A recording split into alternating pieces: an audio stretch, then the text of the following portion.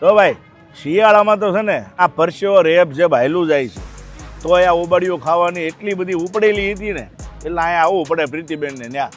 પણ તમે ખાવાની જે આખી મજા છે કાંઈ ઘટે જ નહીં એમાં. બસ અમે બધા જો ફેમિલીમાં ખાવા આવ્યા છીએ ભર ઉનાળે અને એકદમ મજા આવે છે.